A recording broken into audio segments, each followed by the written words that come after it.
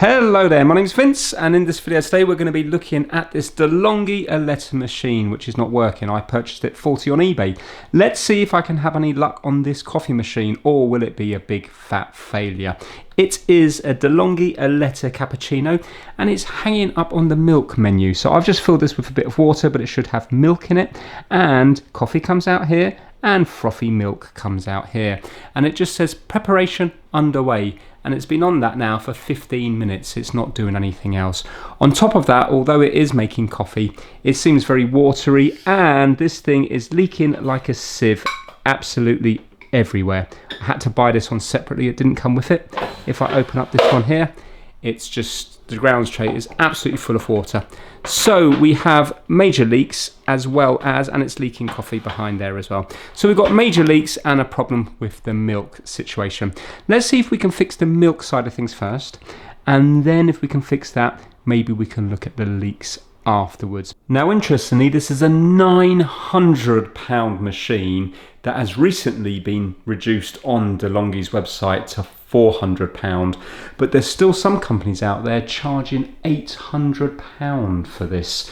So you can see that if it can be fixed, it would be a bit of a bargain, the price I got it for, even though it hasn't come with the little cover at the back here. I'm sure I'll be able to find one of those on eBay somewhere. Right, we are unplugged. So let's strip this down and see if we can follow the path back from that little milk spout at the front. This is Torx 20.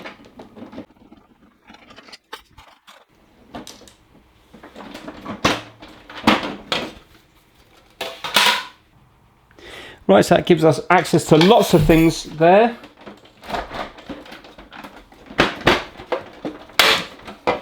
Okay, that came off easy enough. And this gives us access to lots more. Right now, I've taken the water container and everything out. It really is so compact. So now, can I even see where that is going in? Not easily. So we have a pipe here that goes into the side here. I wonder if I blew through here, would I be able to feel it come out here?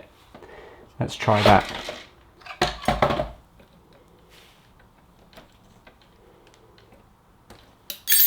Right, I'm going to blow through it.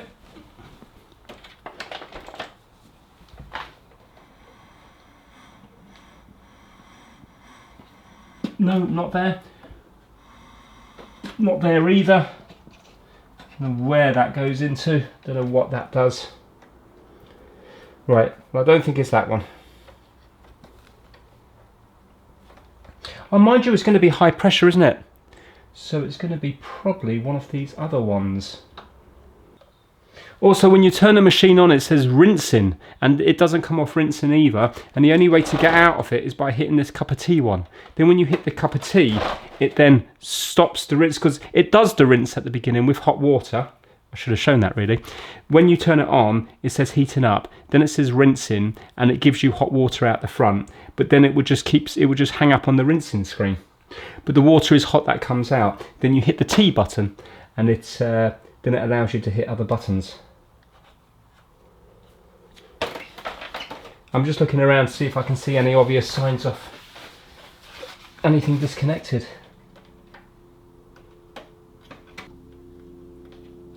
Well, we have a little micro switch there. It'd be rude not to test that. That does something. I think we're going to have to strip it down more because I just cannot see. I cannot see anything. So I need to strip it down a lot more, so I just keep undoing more and more and more screws, and then just taking little bits off bit by bit, and eventually we do get to the stage where we uncover this little milk spout, so we can start fault finding back from that point there, because we know that's not working properly. So if we start there, then might be as good a place as any to start.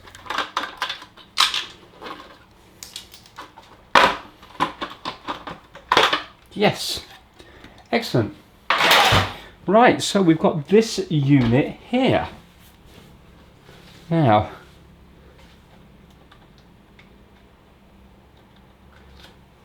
oh, so there's a little micro switch on this bit. Oh, because this needs to know that this has been plugged into it. So this must hit the micro switch. Yes, it does. Let me get rid of that. Oh, so this thing here hits this tiny little micro switch here, so it could be a problem with the micro switch. Maybe it's been gummed up with coffee or something, and it's not. Well, mind you, no, it recognised that the front bit was plugged in. Don't think it's that. So we have one here and one here, and we have to press that in.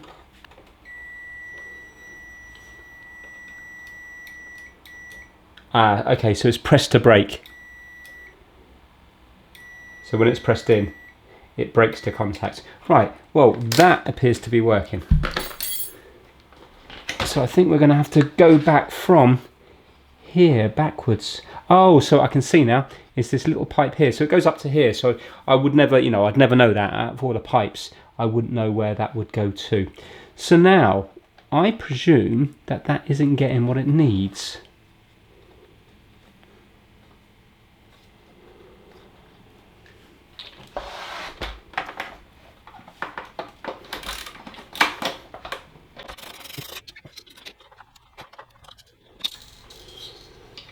Right, you are now free. Oh, we have a micro switch at the top as well.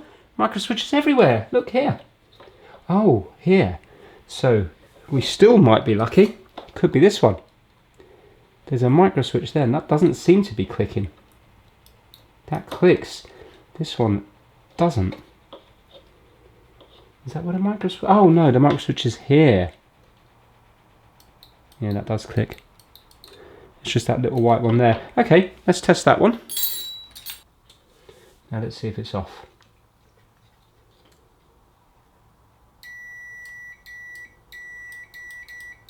That's okay, so it's definitely not the micro switches. So we've eliminated something.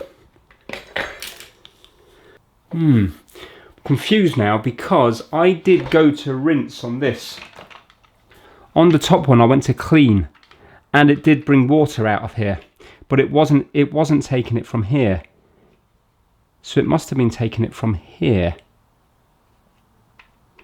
In which case then, that would suggest to me that this, because there's nothing else feeding this, I thought we were going to have a few pipes feeding it. So this must be filling up with water to go through.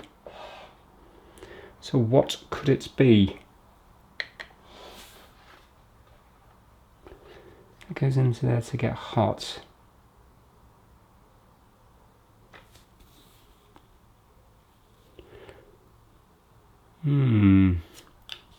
Unless, for example, there's like a sort of two-way valve thing where this heats up and it switches via a valve to go to here, and it's not doing. This is very warm here, but this is a heater here as well. That doesn't feel warm. Do you reckon this is the one for the coffee? And would it have a separate one for the milk? Because this feels cold up here. I'll tell you what we'll do. Maybe that is a separate one for the milk. Maybe we could Google it and we might be able to see spares, and then it might tell us if there's two boilers here. Let's go onto these thermal fuses, I presume they are. So you've got continuity there. We haven't got continuity there. Should we have continuity there? I wonder, should we have continuity there? Because that red one goes up to here. The purple one goes wherever you go to. Back here somewhere. Purple one goes off to, I'm not sure, around, oh, it's this purple one here. It's connected to the board here. Right. Unless, of course, one's maybe normally open and one's normally closed. Possible. Unlikely, though. I wonder, has that one gone? They look like they are welded. Oh, do they turn? I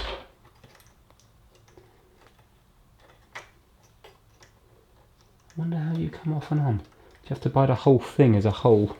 Let me take a picture. I'm suspecting that this isn't working. and maybe because it's not heating up, it's not, you know, that's why it's hanging up, because it's expecting to heat up, and then there's probably a thermostat somewhere, don't know where. Maybe this one here, these two, there's a black and a white wire here, maybe that's a thermostat. It's expecting to see this being warm. So with these thermal fuses, they're actually bolted right the way through, so there's a nut on the other side of the heater element. The faulty one comes undone because it's loose, so I just have to keep twisting it once I remove the wires from it, and that comes undone. But I want to take off the other one to see if there's any markings on the other one as well. If the markings are the same, we know then it's the same component and they should be testing the same. But right now they're not testing the same, so it makes me think that this one is faulty, but I want to take out the other one as well to double check. So I have to undo a few screws to get this heater element away from the actual plastic backing, and then it gives me access to the nut on the other side that I can undo, and then I can take off both thermal fuses and we can check to see if the markings on both of them are the same. Right, let's see if these are the same. 318C 155 4310789N. So they are indeed the same. So we have found a problem. Obviously there could be other problems, but we've definitely found a problem. Nothing there and something there. So how or why have you failed? Okay, let's see now if we can work out why this has failed. So I'm going to start, I think, by trying to undo these little bits. Probably easier said than done. This is ceramic here. In fact, maybe I can just lift them out like so. Good news is, because it's ceramic, it's quite strong, but it might snap. Whoops. I think I'm okay.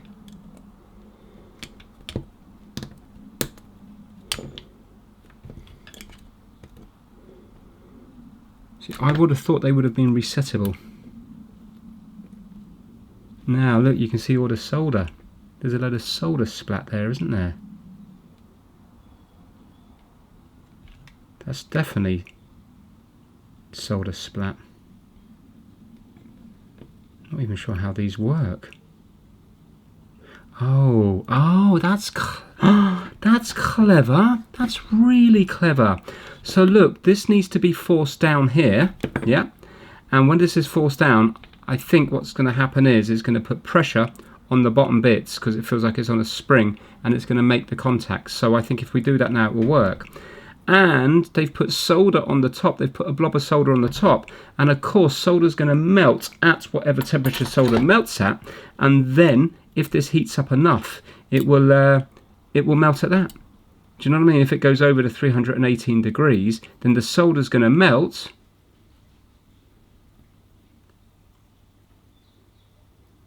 and then this must be on but this is on a spring. Does that make sense? The solder's going to melt. It's going to then be forced up against here with the spatted solder, and it takes the pressure off the bottom. So watch this now. We're going to have nothing here. Agreed? Now listen. Now we have. Yeah. I never knew that's how they worked. Oh, that's so good. You know what I'm thinking? I wonder if we were to get, because look, you can see the solder here. It doesn't look like it's gone anywhere else. I wonder if we were to get these bits, melt them into a ball and pop them on top.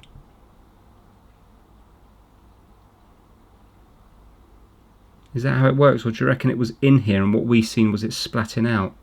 Do you reckon the solder was in? I'm wondering if the solder's been pushed out from there. I think that's what it is. So as it melted, yeah, so rather than a ball on top, okay, so it's not going to be fixable. Let's see if that does come apart. Obviously you shouldn't be fixing this anyway. It was just, it's nice to see what the failure point was. Well, we don't know the failure point, but we know now why it's failed. It's done its job. Just want to see if this could come out.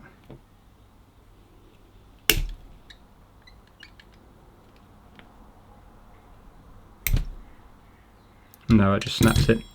Yeah, so that's what's happened. The solder's come out from in here. Initially I was going to put a ball on top and then it would have put pressure on there, but it's the problem with that is it might melt off or it might fall off and go elsewhere in the machine. Right, okay, so a new thermal fuse is needed. Okay, fair enough. Nice to see how that failed though.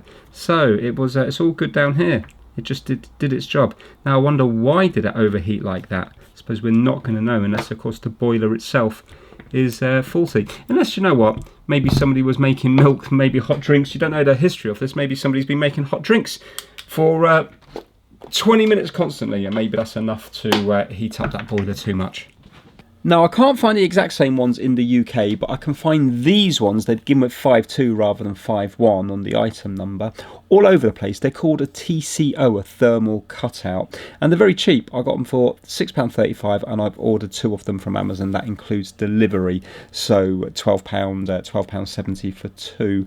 Now, I think they're the same. They're both 318C. They look identical on the pictures. The only difference is the display terminals on these are slightly angled out, while my ones are really straight. Interestingly, when I look at other ones, all the 5.2 item code ones seem to have bent terminals like this, and all the 5.1 seem to have straight, but I didn't put a huge amount of research into it. But you know what, it could be as simple as that. So I'm almost certain that this is going to be absolutely fine. So what I'm doing is, rather than waiting the few days until this arrives, I have other coffee machines here. I've got other Delonghi machines. I bought a load of, I've spent way over £1,000 on loads of faulty coffee machines. So I am going to look at another Delonghi machine to see if I can get a thermal cutout out of that one, because I think they're all going to be the same, from the same sort of era, and I can use that today, and then when these Amazon ones arrive I can pop them in the next Delonghi machine that I might be looking at tomorrow or next week or next month. Right, I've got another used one off another Delonghi machine. So we need to pop the thermal fuse in and then we can do some testing. The heating element itself looks to be about 50 odd ohms. So once both thermal fuses are intact and working, if we go across the wires feeding the thermal fuses, we should see 56 ohms, because after the thermal fuse, one feeds one part of the element and the other thermal fuse feeds the other contact of the element. So you have a thermal fuse for each contact of the element, which is nice. So it's not just relying on one thermal fuse, you've got 2 thermal fuses, so pretty good for safety, I think. Anyway, let me show you now that we've got this in, that we will have that 50 odd ohms, which is actually the element that you can see. Right, so now if we go to continuity, we should have it on these ones here, because it should be going through. Oh no, I think I think it was 50 ohms, wasn't it? So let's go, my meter will work up to 50 ohms. So let's see now on here what it's going to be if I go between the blue and the brown wire. So I'm on these ones here. Yeah, so now it's going through the thermal fuses. And let's make sure I'm on them. There you go, 53 ohms. Excellent. So you can tell now that we've got both thermal fuses doing what they need to do. That one and that one. Well, I think we're going to put it back together just enough, because I need to sort out all the O-rings. Let's just put it back enough for me to be able to test it, and then we might be able to see something. We might be able to see it leaking as well. Do you know what? Let me get my dim bulb tester in case it might save something. So we'll plug that into here. I'm going to turn it on at the back here so it's ready. As I always say in my videos, do not copy what you see in my videos, take it purely for entertainment. I am plugging this in and there's live circuits in front of me. If I decide to put my hand in the wrong place, I will be electrocuted. If you do the same, you will also be electrocuted. So do not copy what you see in my videos, take them purely for entertainment. Right, here goes. Let's see now what is going to happen. So we will turn on here, and now we can turn this on. Okay, self-diagnosis. Right, that's the same as it was before. So now I have to hit this button, make sure I don't get electrocuted. Heating up, okay. I think that's probably normal. I don't want to blow, I'm turning that off. I don't want to blow these. I presume that's the, you know, that's just going to be to short off the pumps and stuff like that, and the heater. So I can bypass it, but let's just plug it straight in. So I'm going to just hit that switch at the back. Let's forget about the dim bulb tester.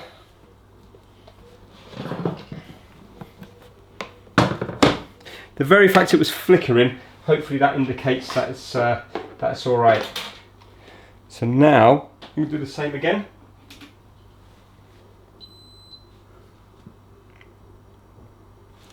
And turn on.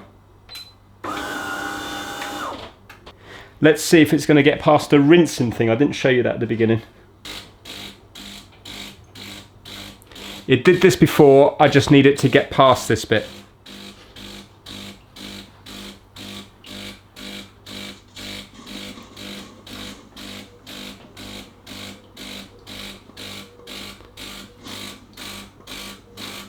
I can see water streaming out here. Brilliant.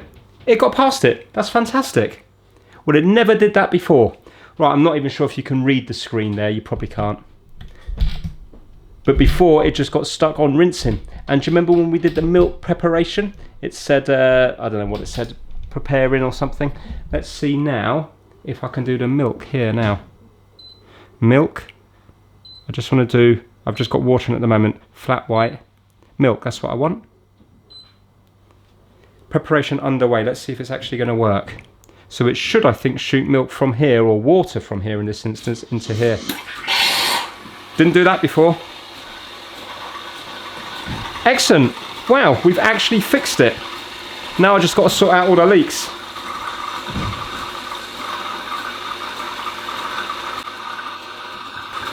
That's brilliant. So obviously it knew that it couldn't see the boiler and the heating element, and that's why it didn't go past the preparation thing. Uh-oh, nearly going to overflow.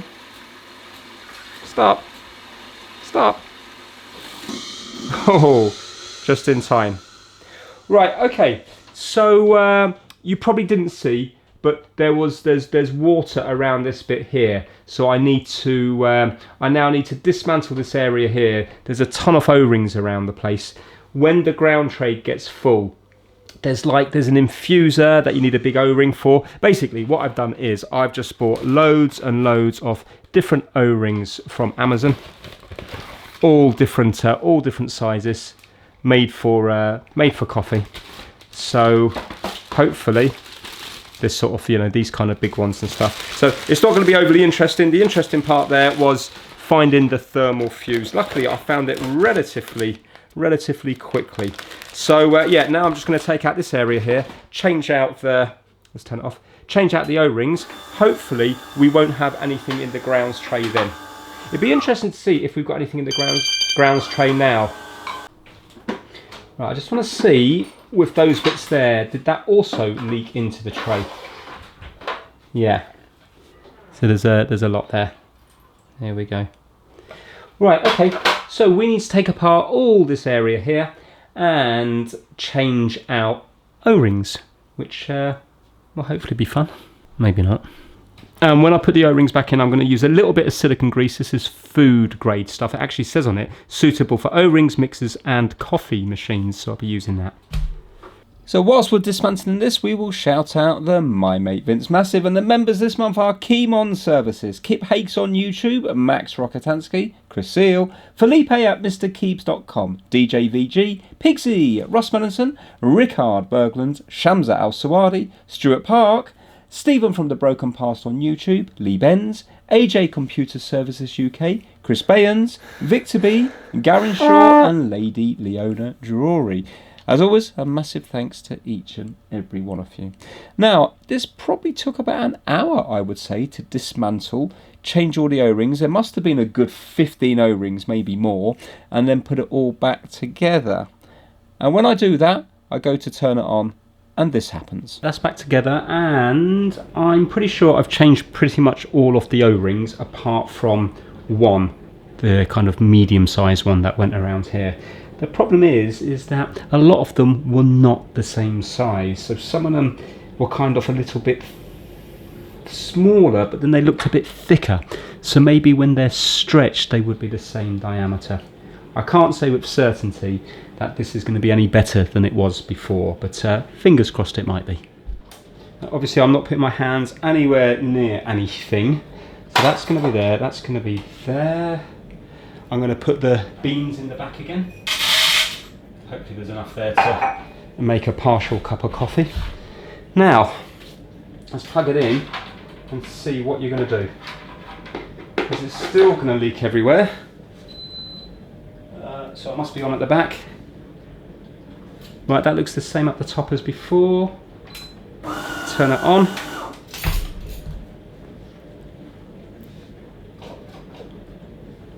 Heating up, please wait. Apologies, the dishwasher's on in the background. So that's the noise you can hear.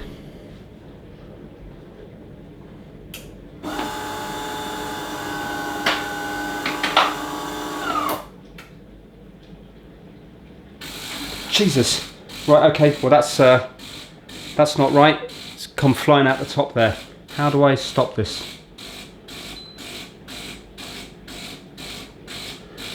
So that top O-ring there is definitely not good. It came shooting out of where this bend is here in there. So let me turn it off. So I want to show you the action replay there. Not only did it shoot out very high up, what I didn't notice at the time is it actually looks like Niagara Falls going down into the grounds tray. So let me just show you those two bits there, because you might not have seen it in that past one there. I have managed to make it so bad that not one bit of water has come through the coffee spouts at the front. It's all gone into the grounds tray. I think it couldn't be any worse even if it had no O-rings in. It's like not one of my O-rings is sealed. So it shows you the importance of having the perfect size O-ring, and obviously I didn't have the perfect size. Because these machines are running at 15 bar, if it was 0.1 or 0.2 or 0.3 millimeter difference in the O-rings, that might be enough to let water let by, because 15 bar is a huge amount of pressure. If you think about your car tyres, they're probably going to be 2-ish bar. I think mine are about 2.2. So 15 bar is going to be 7 times that, which is, in my opinion, a lot of pressure. So you can see if the O-ring wasn't perfect, then it wouldn't seal. Luckily, you can get kits on eBay, which is good. This one is actually currently out of stock, but $12.55 to get your machine up and running again is pretty good. Now, I will order up one of these, because clearly the generic ones from Amazon just didn't, they're not suitable for this particular machine. They might be perfect for other machines. I presume some of my O-rings must have been okay, but enough of them to let all the water go into the grounds tray rather than coming through the front. So quite proud of how badly I managed to do there. So now I could wait until these come back into stock and then wait around a few weeks to get it all installed and stuff, or I could just take this upper piston out of the Delonghi machine that I've already taken the thermal fuse from. I know it's annoying not to prove the faulty O-ring. I don't believe there is a faulty O-ring. I think there's probably quite a few of them that are leaking. Maybe when people have these machines, they're not too bothered if one O-ring's leaking, because the grounds tray just has another thimble full of water. But maybe when you start getting 2, 3, 4 rings go faulty, that's when you get to the stage where most of the water's going into the grounds tray, and that's when the machine becomes unusable. So I think all the O-rings are slightly worn. I do also wonder, would it be possible that the plastic of the upper piston gets a little bit worn as well? Could be, depending on the amount of coffees that these things have made. So I used the upper piston from the other Delonghi machine. Whether it's going to be okay or not, I don't know. It's a different colour, but to me it seems to be identical. So we fit that, and then I do a rinse, and I haven't got water shooting across the room, which is good. So let's pick up the video when the other upper piston is back in this machine. It's not a big deal, because all I have to do is buy one of these kits, put it on this faulty upper piston, and put this upper piston back in the other Delonghi machine that I'm going to be looking at in a day, weeks, months time. Right, I've put this white one in here, and I've just turned it on, and it did rinse into here. I've had a little look in the grounds tray, a little bit of water, but that is normal. Even on my one, you get a tiny bit of water. It's just that when you have the coffee pucks in there, they soak it up and then it must evaporate off in the day when you're not using it, so they end up being dry. But normally when they come out, it's a tiny bit wet in there. Preparation underway. Oh, maybe it's going to put the milk in first, or in this instance, the water. Yeah. I did put the Delonghi O-ring in, so I did swap that, but apart from that, that's all, the O-rings on that are original. Right, so pretend now that's the milk.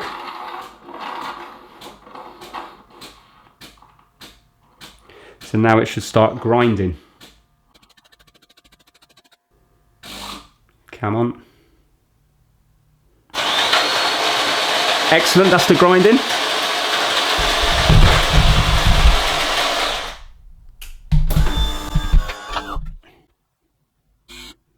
Yay, I can see brown coming through the pipe. There we go, it's gone back to normal up here. Oh, set dial to clean. So I presume you have to take your coffee away, go to clean, and then put this on something else underneath it then. Or maybe it does just go into the drip tray. Okay, and we're back to normal. So let's take that out and let's have a look at... Yay! Excellent, look. So there's a bit of water in there, but can you see the coffee puck is there?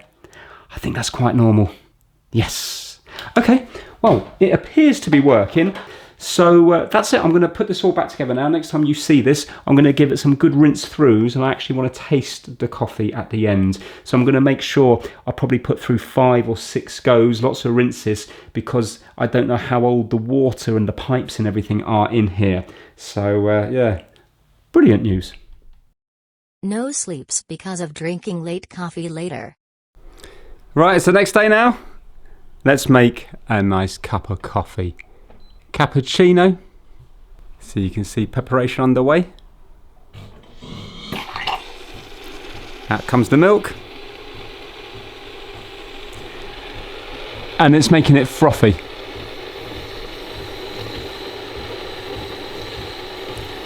And it's warm as well.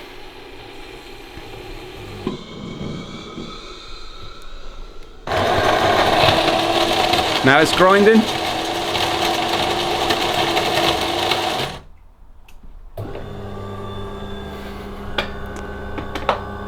And now the sweet coffee will come out. The cup I had late last night didn't taste as nice as the Delonghi machine I use. I don't know, maybe this needs descaling, or maybe I need to play around with this thing here. Here it comes, look at that.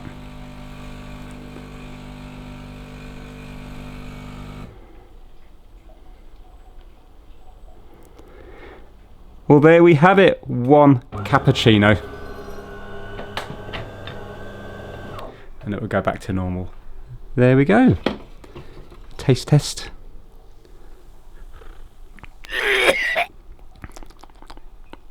Yeah, slight bit bitter, but maybe I'm just used to my other machine. So there we have it. Between the O-rings and the thermal cutout, around about £20 worth of spares has got this working again, which is great. But when you include the price of this and also the lid there, I think is about £15 to £20 used, you're looking at around about £110, £120 total cost in here, excluding labour. Now that's good considering the price of this machine, but you need to remember that this machine is used. It doesn't look too bad, but you could never sell it as a new machine. So fine, maybe if you wanted to buy it for yourself and you wanted a cheaper way of getting a coffee machine, whether you'd be able to resell this for much profit, it is unlikely, because you can buy them new now for around about £400 rather than the £800 that they used to cost. So there we have it. If you enjoyed this video, give it a massive thumbs up. I've got lots more coffee machines. Look at this lovely Melita one here. So yeah, think about subscribing if you haven't already. Take care, everyone.